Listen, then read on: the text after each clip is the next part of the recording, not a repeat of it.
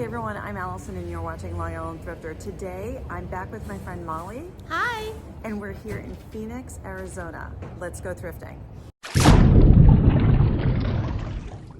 So today we are in Phoenix, Arizona after a very successful conference. We just made a donation of some things from the event, and here we go.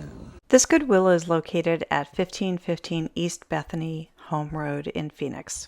It's a size 0 though. Well, I wouldn't get that because I think size zeros are a tough sell. This is really cute. Ooh, that's fun. And I have a cute little bubble skirt. $9.99. I know. That's a little much. Oh, I love gingham. That's a cute skirt.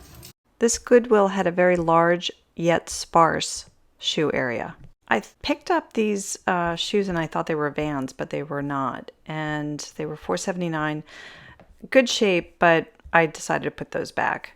Then I saw this Steve and Barry's denim jacket, which looked really good. It was a size medium. I'd prefer to get something bigger, but I looked online and I saw a bunch on different sites for sale, anywhere between $15 and $60. And then on eBay, these were sold comps. Then I spotted these Mountain Trek water shoes, and they were $4.79 in really good condition, but I couldn't find any comps on them except that they were for sale on Zulily for $40.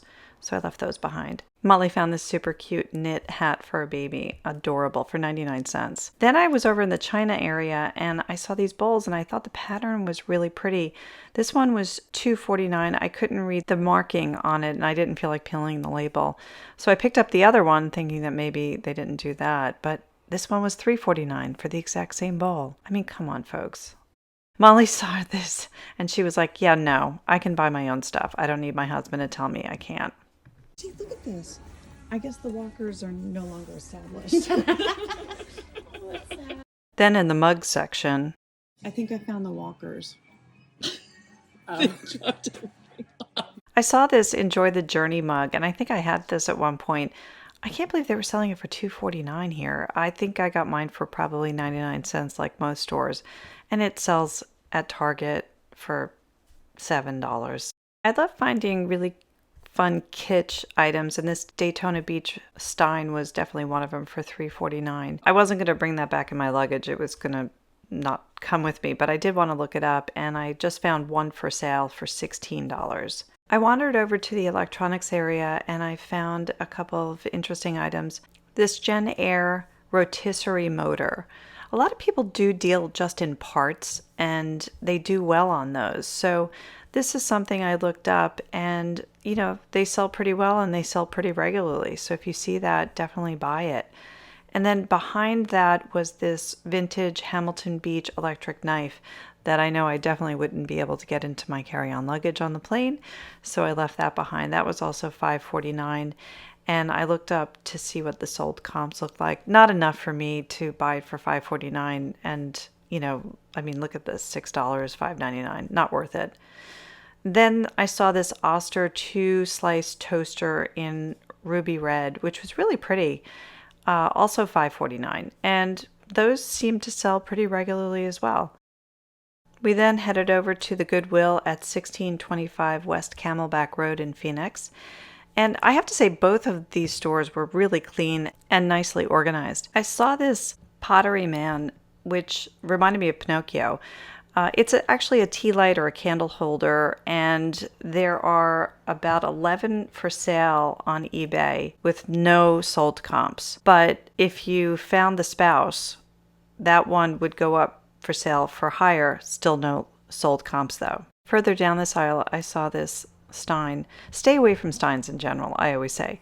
This one is Washington Crossing the Delaware. It's part of a series from Miller, Birth of a Nation. It's kind of funny, it's made in Brazil. But there was a series of them back, I think, in the 1990s.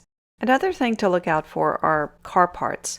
And this is a Lincoln Continental AM/FM radio. There are people who just deal and sell in car parts, which is an interesting area to be in, but there is some profit to be found. I do like finding some kitsch items like this SeaWorld souvenir plate that was vintage, probably 1970s, and it's made in USA. I looked up the comps though. There's only 2 for sale and none have sold, so not worth my time. Then over here, I found a beautiful hand knit Afghan. I love the color scheme, and it was only $5.49. But we're going into spring, so it's not something that I would want to buy or have in my inventory right now. Then Molly picked up this Corelle Corningware wildflower plates. There were about 4 or 5 of them, and when I looked up the comps, they kind of ran all over the place for sale, and there were about 12 different ones for sale that had either single ones or multiples, and then when you look at the sold comps, they were not very good. I also saw this Fire King lusterware casserole dish for $7.50, but it was missing the lid. And it was in beautiful condition, but when I looked it up, I didn't really see any resale value too much. This one did sell for almost $30, but another one on a bid for $7.99. Not very good. Another Kitsch item I found was this Mount Rainier National Park plate, which was $5.49. It's from the 1960s, 70s, and it's made in USA. I found 2 online for sale, one for $27.50 and the other one for $35. There was one sold comp that went for $34.99. Kitsch items do sell, they just take a while, and sometimes they might be in your inventory for a long time. Well, after 2 Goodwills here in Phoenix, it was a little bit disappointing. We were really feeling like there was nothing, right? Nothing. It was just like nice stores, very well organized, but nothing that you felt was really good until, and I'll superimpose it, I'll put this over it. We both gasped at the same time when we saw this Roots 2002 USA Olympic jacket, a Letterman jacket, and it's gorgeous. And it was $20. I'll throw up the comps here too so you can take a look at it. I only found 2 for sale and I did not find any sold comps. It is spring. I'm going to probably hold this off to the winter, but the biggest issue I had was trying to get this into my carry-on luggage. Definitely was not going to fit into the bigger bag.